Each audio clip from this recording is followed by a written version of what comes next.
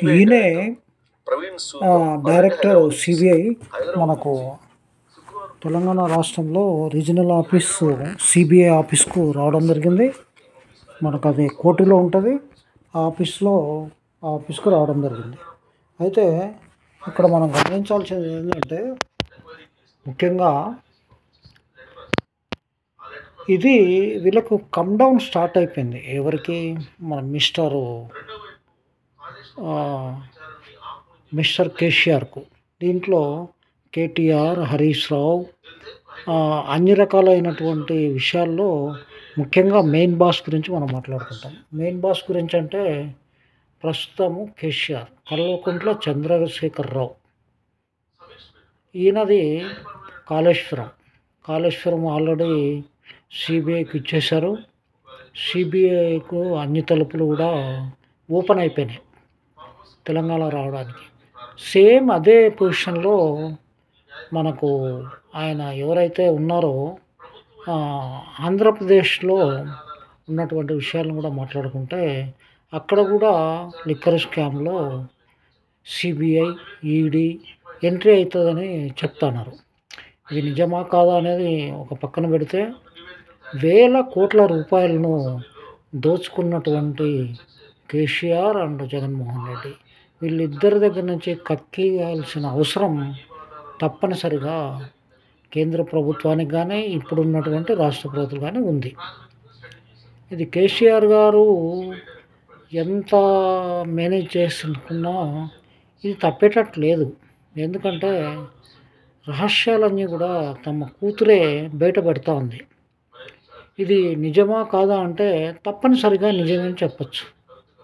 ఎందుకంటే అప్పటికే ఎన్నో రకాలైన ఖర్చు పెట్టినటువంటి కాళేశ్వరంలో 11,000 కోట్లు ఖర్చు పెట్టిన తర్వాత అది మూలకు పడకేసి, తర్వాత కాళేశ్వరం అంటూ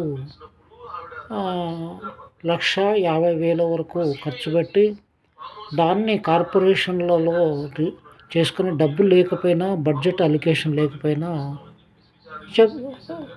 ఖర్చు పెట్టడం జరిగింది. ఇక మిస్టర్ కల్వకుంట్ల తారక రామారావు గారు చెప్తున్నారు, అప్పయింది 2 కోట్లు అని చెప్పి, ఎఫ్ఆర్బిఎం రూల్స్కు విరుద్ధంగా ఏమి చేయలేనట్లు అని చెప్తున్నారు.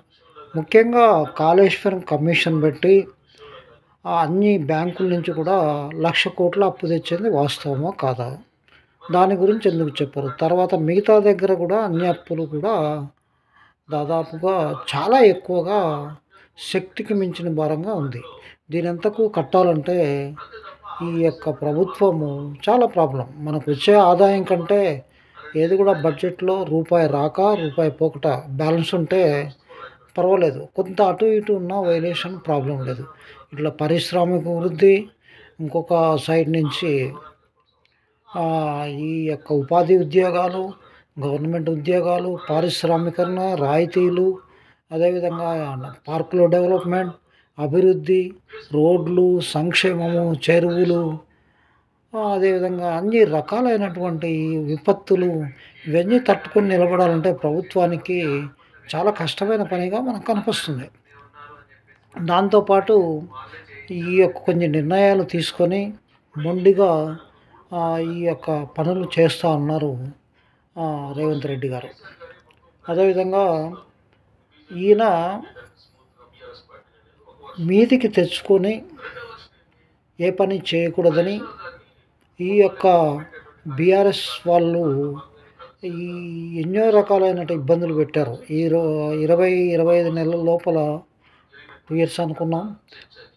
2 ఇయర్స్ లోపల ఏ అంశాన్ని కూడా వీళ్ళు అడ్డపుల్ల వేస్తూ వస్తున్నారు. ఇండస్ట్రీ కడితే అక్కడ వద్దంటారు, అదాని ఇస్తే వద్దంటారు. దీనంతను గమనించినటువంటి రేవంత్ రెడ్డి గారు ఇక వీళ్ళు మాట్లాడితే కోర్టుకు వెళ్తారు, ధర్నాలు చేస్తారు, ఇన్ని రకాలుగా చేస్తుంటారు. కాబట్టి ఆయన చెప్పినటువంటి అంశం ఏంటంటే, ముఖ్యంగా ఈ అంత హెడేక్ ఎందుకు, అత్యున్నతమైన న్యాయకు సంబంధించినటువంటి దర్యాప్తు సంస్థ సిబిఐ, సెంట్రల్ ఇన్వెస్టిగేషన్ బ్యూరో అంటూ దీర్ఘంగా చెప్పడం, అసెంబ్లీలో ఎవ్వరికీ అంతు చిక్కనటువంటి విషయం. అసెంబ్లీలో సాయంత్రం వరకు ఉండడం, వీళ్ళు ఎటైనా పోతారు కోర్టుకు. ఇప్పుడు వాళ్ళు కోర్టుకు పోయింది ఓన్లీ కమిషన్ మీద పోయారు. ఈ కమిషన్ మీద పోతే చెల్లదు. కమిషన్ మీద పోతే పోండి. అయితే dam safety authority, central government, అదేవిధంగా విజిలెన్స్, అన్ని రకాలైనటువంటి రిపోర్ట్స్ను, కాగ్ నివేదిక, ఇవన్నీ కూడా దీని మీద పోతున్నారు. కాబట్టి ఒకే దెబ్బకు బీఆర్ఎస్ అండ్ బీజేపీ కూడా దెబ్బ తగిలింది. నెక్స్ట్ బీఆర్ఎస్ కోలుకునే ప్రసక్తి లేదు. ఎంత విర్రవీగినటువంటి కేసీఆర్ ఇప్పుడు చలిచీమల చేత చిక్కిపోయాడు. ఎవరు నాకు అడ్డము, ఎవడు నిలువు, అసెంబ్లీలో ఎవడు మాట్లాడద్దు, ఎవడు గెలవద్దు, అన్నీ నేను ఏది చెప్తే అదే రాజ్యం, నేను ఎవరినైనా కొనుక్కుంటా అని చెప్తున్నాడు. ఇప్పుడు అదే పరిస్థితి ఆయనకు వచ్చింది. ఆయన ఎమ్మెల్యేలు 10 మంది పోతే సుప్రీంకోర్టు, ఆ కోర్టు, ఈ కోర్టు పోతున్నాడు. వదిలేసాయి, ఏముంది పోయేది ఏముంది నీది? సిఎల్పిని విలీనం చేసుకొని ప్రతిపక్షం ఉండొద్దు అనేటువంటి అంశంలో నువ్వు చేసినటువంటి ప్రజలు మర్చిపోయారు అనుకోవద్దు. ప్రజలు నువ్వు చేసింది మొత్తం మర్చిపోయారు. ఇప్పుడు ఎవరి మీదనో తోసి హరీష్ రావును అసెంబ్లీలో మాట్లాడించి నువ్వు తప్పుకునే ప్రయత్నం చేస్తున్నావు. నువ్వు తప్పుకునే ప్రయత్నం ఎంత చేసినా తప్పుకోలేవు. సిబిఐలు ఇంచు ప్రతి అంశము అందరినీ వెలికి తీస్తారు. ఖబర్దార్ అంటూ సిబిఐ ఆల్రెడీ హైదరాబాద్లో మకాం వేసింది. పేపర్లు తీసుకున్నారు. వాళ్ళు స్టార్ట్ చేస్తారు ఈరోజు రేపో. ఎక్కడి నుంచి ఎలా స్టార్ట్ చేయాలనేది ఆలోచనలో ఉన్నారు వాళ్ళు. కంపల్సరీగా కేంద్ర ప్రభుత్వంలోని సిబిఐ ఆఫీసు ఖచ్చితంగా మాజీ ముఖ్యమంత్రులైనటువంటి ఆంధ్రప్రదేశ్, తెలంగాణ మీద దర్యాప్తు మొదలైపోయింది. దీనికి ఎవరైనా సరే మన దగ్గర ఏమైనా ఆధారాలు ఉంటే ఆధారాలు కూడా సిబిఐకి ఇస్తే మంచిదని విజ్ఞప్తి చేస్తున్నాం. ప్రభుత్వము ఘోష్ కమిషన్ ఇచ్చినటువంటి నివేదికలు, అదేవిధంగా ఎఫ్ఐఆర్ కాపీ టోటల్గా వాళ్ళు తీసుకున్నారు కాబట్టి దాని మీద దర్యాప్తు మొదలవుతుంది. ఇప్పుడు కేసీఆర్ తప్పించుకునే అవకాశం లేదు. Thank you very much. నా పేరు వై చెన్నకేశ్వర రెడ్డి, ఒక సామాజిక కార్యకర్తను. Thank you.